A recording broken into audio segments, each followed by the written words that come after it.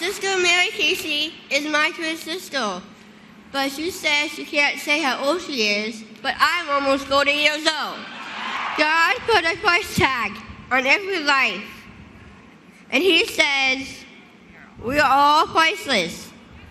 Born and unborn, disability or not, we're all priceless. Some people say I'm handicapped, but I always say I'm handicapable. I am most capable of love. Casey, there's a lot of pregnant women who have been told that they are pregnant with a child with Down syndrome. What do you want to tell those women?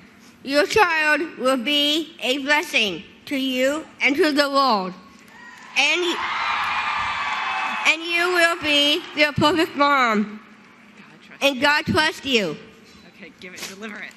On behalf of all people with Down syndrome. Especially those who Lives are threatened. life is threatened in the room. America, we need you and you need us. Say, God bless you! God bless you. What a beautiful message. To see the full video, click the link in the top right-hand corner. Here, the Attorney General from Mississippi, who had a role in the Dobbs case that led to the overruling of Roe v. Wade, speaks. So it is our charge today, in this new Dobbs era, to channel that same determination and hope and prayer that has led you to these streets for 50 years. Use it to make changes. Use it to make changes to support women and children. Use it to support women when they are pregnant and when they are nurturing a young family. Use it to make more affordable quality child care and make it more accessible. Use it to promote workplace flexibility.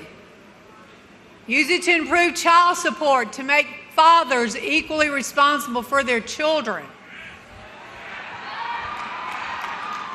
Use it to upskill, educate, and provide resources for women. And use it to fix adoption and foster care systems that fail our children. She's so right here, and I've talked about it, my mom's talked about it. We need to be pro-life in action, right? And make a difference. And not just say, yeah, vote pro-life and stuff like that. We have to do things. We have to build a culture of life. And next we hear from State Representative Trenni McGee.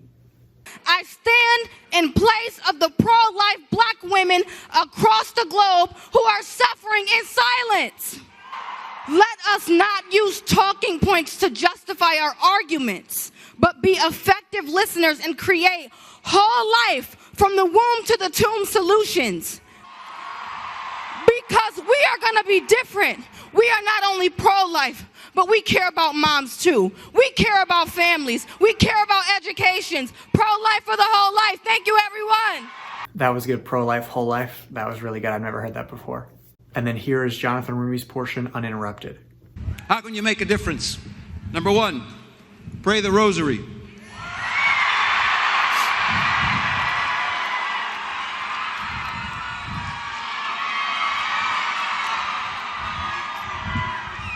St. Padre Pio said the greatest weapon against the devil we have is the rosary. Try it. See for yourself. I don't need to sell it. God doesn't need me to sell anything. Do not let mainstream media's shallow depictions of sexuality and sexual irresponsibility deceive you into thinking that such an approach to love and relationships is without consequences. It isn't. And this is part of the systemic issue that brings us here today. Just as God is real, Satan is also real. And I'm not talking about the simplistic cartoon of some dude with horns and a tail. I'm talking about the father of lies, the great deceiver, the diabolical slanderer who pushes you to doubt when you know in your heart the right thing to do.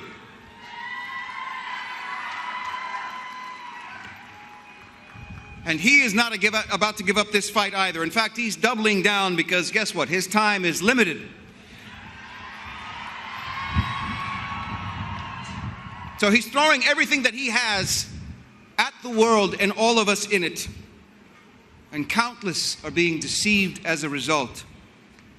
But that's his job. He wants your and my destruction. He wants us to believe that abortion does not harm us individually and as a society. So please, I beg of you, pray for those who do not have the faith, the strength, the clarity of purpose that you here do. People ask me, how do you try to emulate Jesus in your own life when playing him? Well, loving my enemies, praying for those who persecute me and those who may protest me is the first place that I have to start. But remember, my dear friends, we know how the story ends. God won. I was really, really impressed that he said the first thing that we can do to make a difference is pray the rosary. I totally agree. I pray the rosary every night with my family, and it makes such a difference. So please share this video with people that you know that are fans of The Chosen that are not Catholic, and those that are, encourage us to pray the rosary. It's a game changer. A lot of bold words that he had here. Oftentimes actors beat around the bush, and he was very direct. So it's so inspiring to see someone who really has a lot to potentially lose being so direct. So massive props there. I've had a chance to meet him and spend some time with him. As you saw, he talked about the reality of Satan. Later on in the video, he talks about social media impacts. He really hits so many great points, and really grateful for his courage to speak this way, because it's typically not seen in that type of fashion from those on his level. So I'm gonna do highlights from all of the March for Life speeches that'll come out on Wednesday, so make sure you're subscribed so that you'll be notified when that comes out. There are some really amazing ones, and I'll have links to the full talks there, but just so you can see a highlight, because there's a lot of them. And here's a few more highlights from Jonathan. For some time now, we have been witnesses to a mounting polarity between light and dark. We've seen it manifest itself in many facets of culture. But I would like to address it as I see it as an artist in the entertainment industry. In the last several years, there's been a sharp and disturbing increase in the darkness of the imagery being used in film, television, and music. The landscape has become increasingly sinister, and in some cases, even demonic in tone, more so than in previous years, sometimes subliminal, oftentimes overt. Storylines involving the occult, witchcraft, demons, and even satanic elements are commonplace in mainstream programming. Many feature spiritually and psychologically disturbing content. And before you jump on me, no, I'm not specifically referencing a certain bespectacled wizard, though a few folks might disagree, but I'm referring to the media, which is even more ominous. And I don't need to name names. You know it when you see it.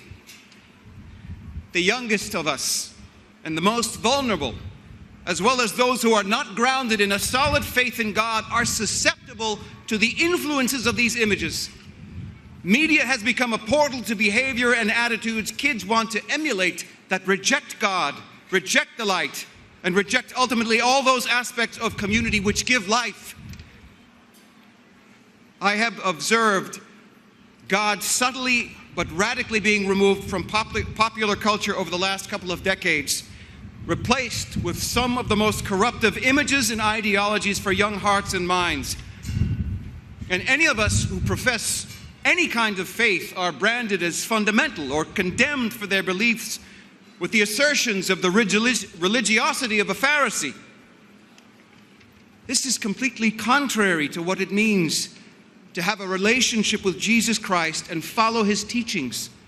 Social media sites rife with images of hypersexuality, predominantly young women who are, some of them who are major influencers, give the youngest of our digitally consuming generation the impression that that is how you're supposed to look, that this is how you're supposed to think and feel and act to get what you want, to get who you want, to be what you're supposed to be, as if some fantasy of aesthetic perfection is the road to happiness. It is not.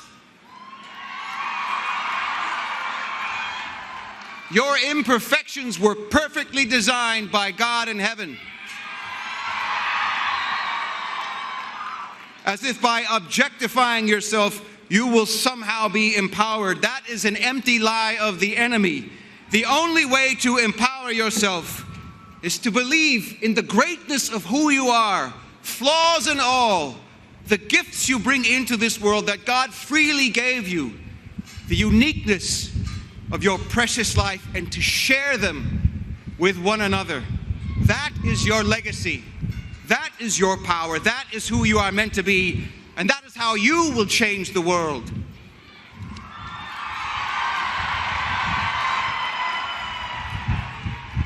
Do not let mainstream media's shallow depictions of sexuality and sexual irresponsibility deceive you into thinking that such an approach to love and relationships is without consequences. It isn't. And this is part of the systemic issue that brings us here today.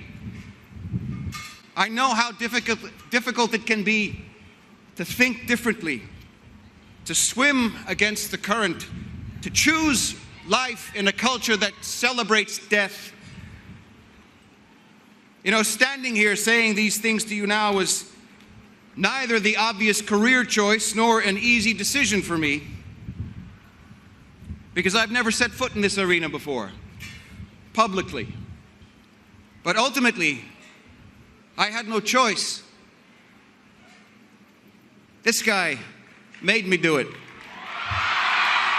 Please like and share this video. Have a blessed day, and God love you.